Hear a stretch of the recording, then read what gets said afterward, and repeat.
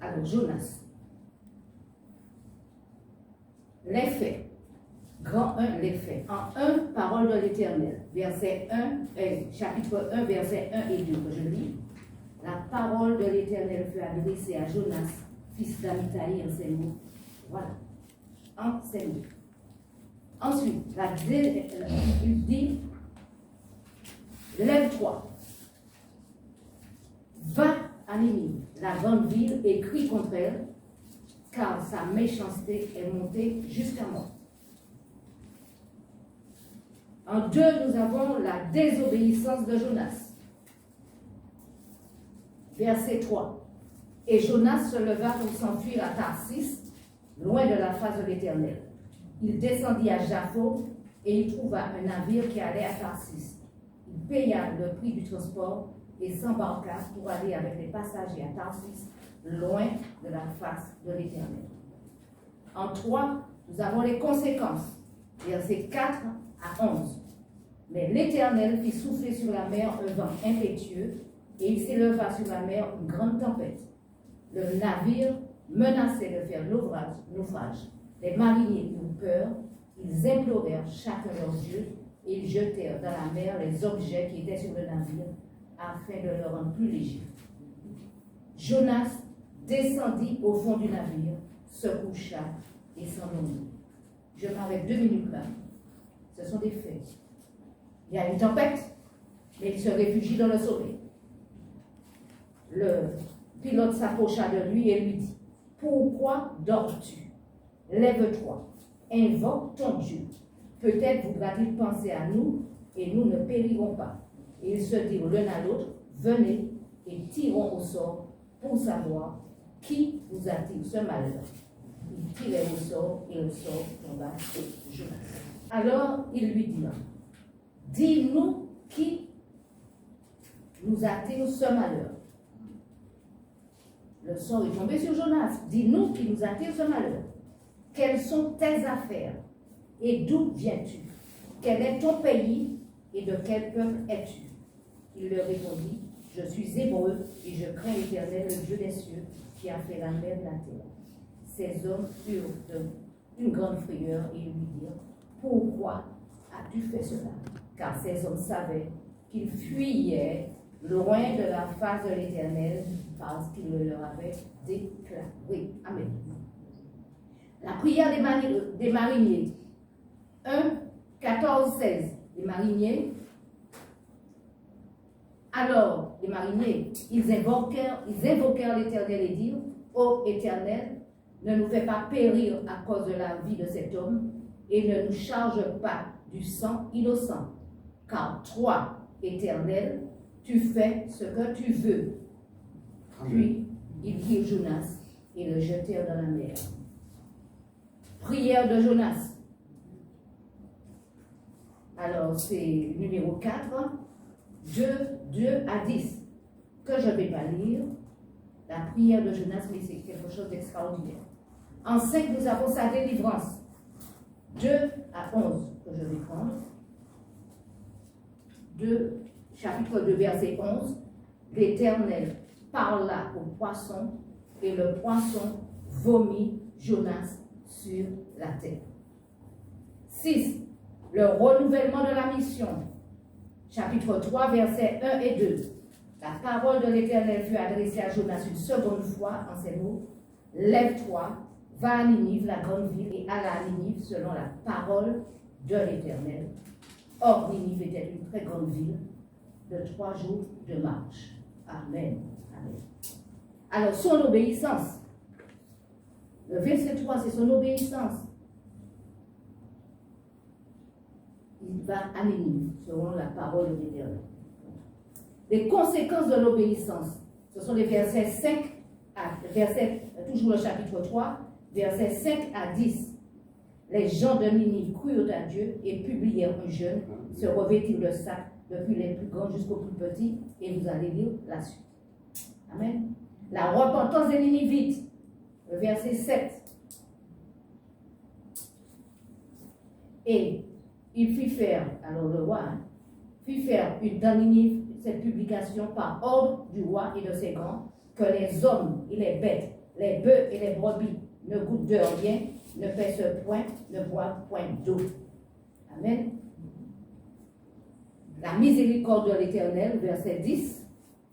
Dieu vit qu'ils agissaient ainsi, qu'ils revenaient de leur mauvaise voie, alors Dieu se repentit du mal qu'il avait résolu de leur faire, et il ne le fit pas. L'obéissance. En 9, irritation de Jonas.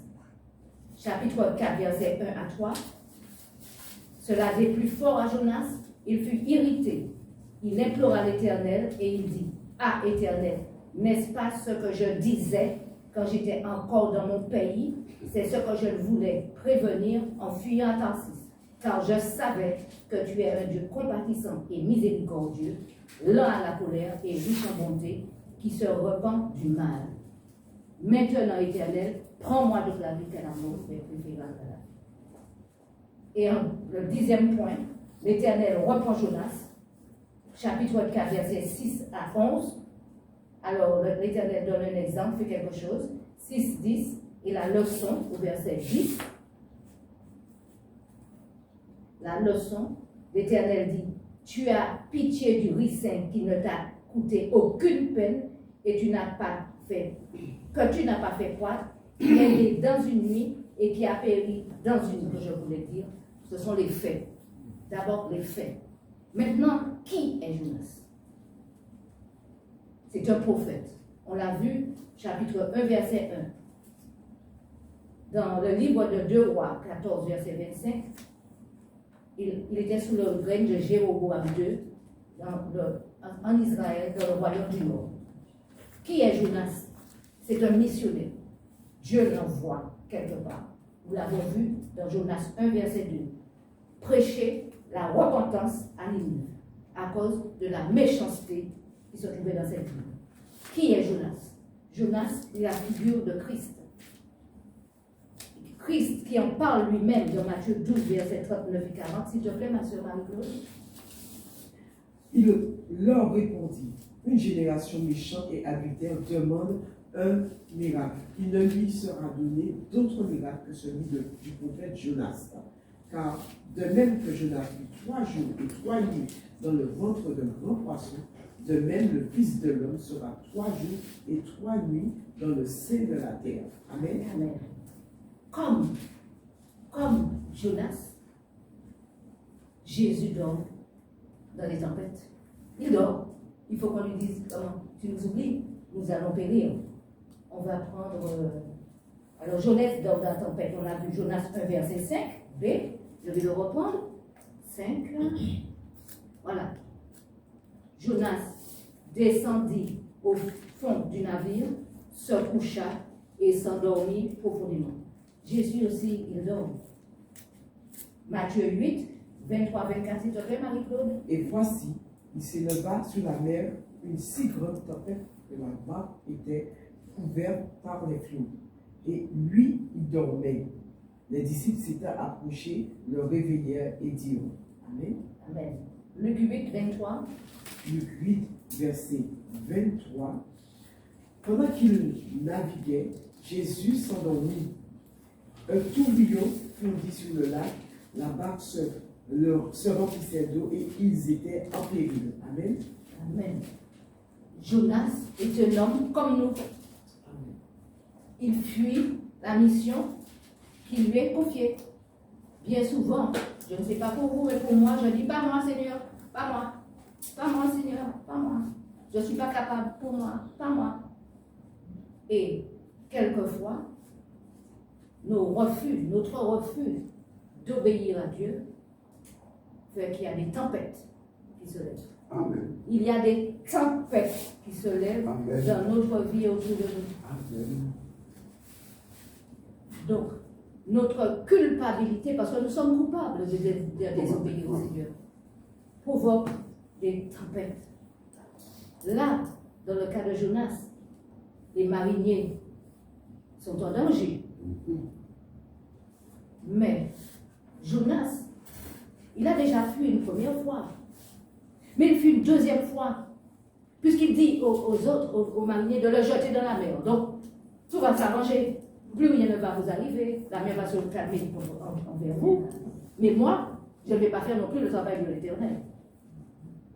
Alors, c'est sa deuxième fuite. Il y a une première fuite, il y a une deuxième fuite. Il pense au verset 12, chapitre 1, verset 12. Prenez-moi, jetez-moi dans la mer, et la mer se calmera envers vous. Et alors, c'est un homme comme nous. Dans le ventre du grand poisson, il revient à lui-même et il prie. Mais quand tu penses au ventre du grand poisson, ça devait être nauséabond, avec des trucs qui bougeaient, qui sentaient, etc. Non, il est dans le ventre du grand poisson et il prie. Et la prière de l'Éternel, il dit, dans ma détresse. Son premier mot, c'est la détresse. Qu'est-ce que c'est que la détresse? C'est un sentiment d'abandon, de solitude, d'impuissance que l'on éprouve dans une situation poignante, dans le besoin, le danger, la souffrance. Dans ma détresse, j'ai invoqué l'Éternel. Dans ma détresse, j'ai invoqué l'Éternel. Donc, Jonas invoque l'Éternel. Il soit quoi déjà mort? Chapitre 2, verset 3b. Je vais le lire simplement. Du sein du séjour des morts, pour lui dans le ventre du poisson, il est mort.